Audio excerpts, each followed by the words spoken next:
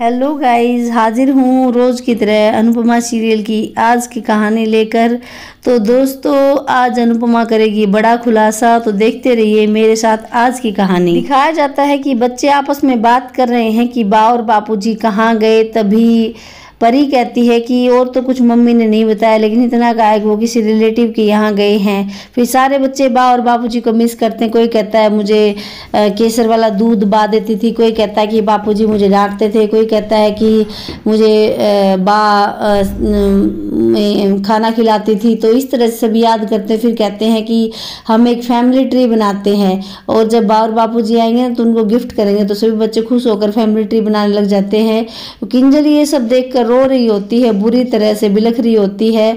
तो इतने में तोसू आता है और किंजल से कहता है क्या हुआ। तो किंजल कहती है कि बा और बापूजी की बहुत याद आ रही है और हम तीनों तो काव्या, डिम्पी और मैं तो एक दूसरे के सामने भी नहीं जा रहे कि कहीं हम इमोशनल होकर रोने न लग जाएं।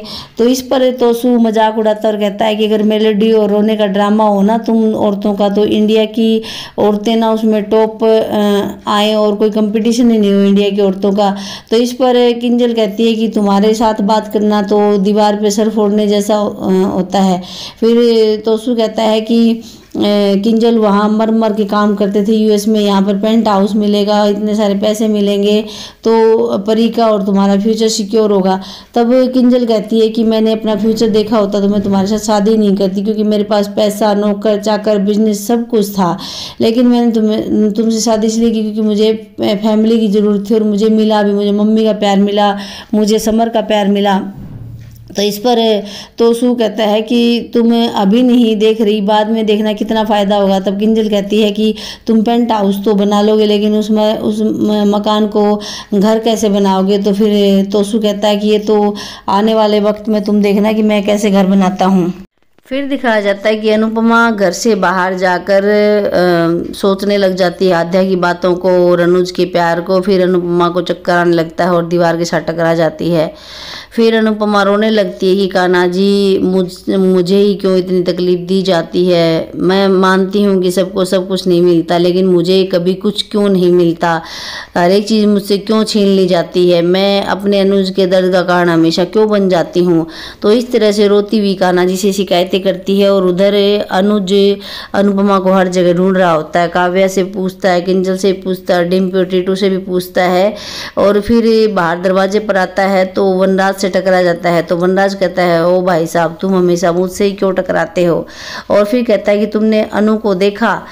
तो इतनी देर में फिर अनुज अनुपमा को देखता है कि अनुपमा बाहर से आ रही होती है। फिर अनुज अनुपमा को बताने के बहाने से कहता है कि वैसे हम लकी हैं कि हमें कल का टिकट मिल गया, मैं और आध्या कल सुबह की फ्लाइट से यूएस वापस जा रहे हैं। फिर शुरू होते हैं वनराज के टोंट और कहता है कि अनुज शादी वाले घर से किसी मेहमान को खाली नहीं भेजा जाता, इसलिए मैं तुम्हें एक एडवाइस देकर भेजता हूँ। कहता है कि यार पीछे मुड़कर मत देखो, आगे देखो और अपनी बेटी पर फोकस करो, क्योंकि तुम्हारी बेटी भी तो यही चाहती है। प्यार पर फोकस मत करो, प्यार सिर्फ दर्द देता है।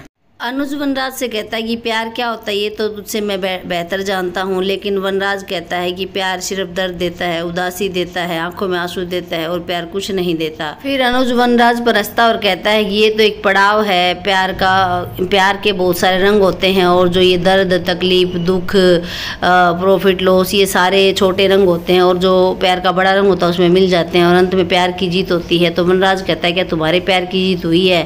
तो अनुज कहता है कि हाँ मेरे प्यार की जीत हुई है।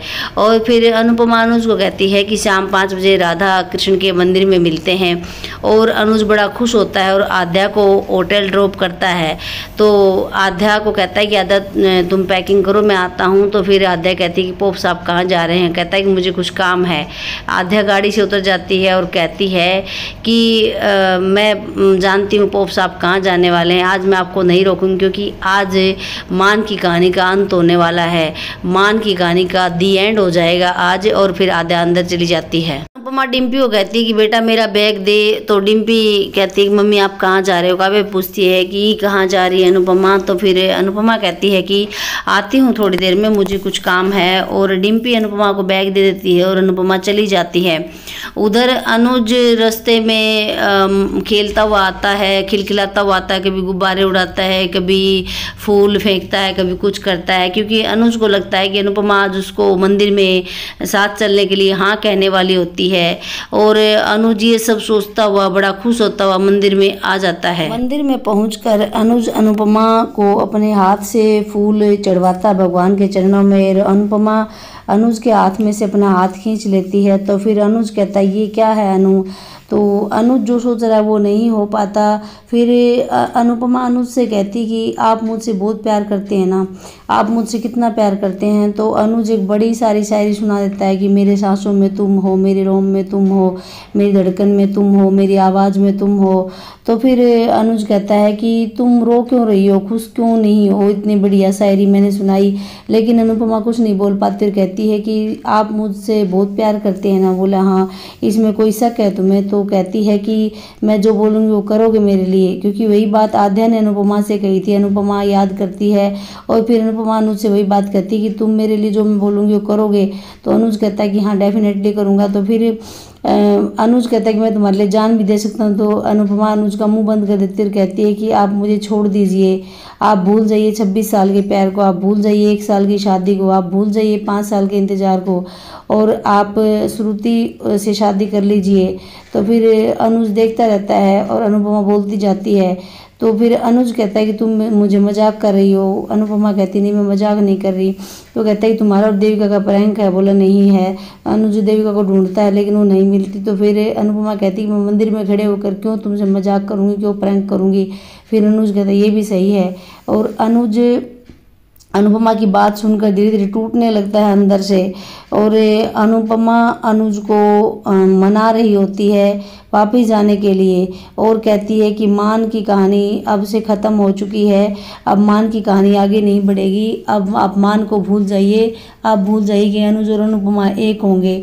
और अनुज को इन बातों से गहरा सदमा लगने लगता है। दोस्तों आज की कहानी यही समाप्त होती है और आगे दिखाया जाता है कि अनुज आद्या को भी छोड़ देगा। आद्या ने अगर अनुज अनुपमा को अलग किया है तो आद्या भी अनुज के प्यार को तरसेगी और अनुज अनुपमा के प्यार में पागल हो जाएगा। देखते रहिए मेरे साथ डेली की अपडेट और बने रहिए मेरे चैनल पर। चैनल को सब्सक्राइब, वीडियो को लाइक और शेयर जरूर कीजिए। मिलते हैं नेक्स्ट वीडियो में, तब तक के लिए बाय बाय।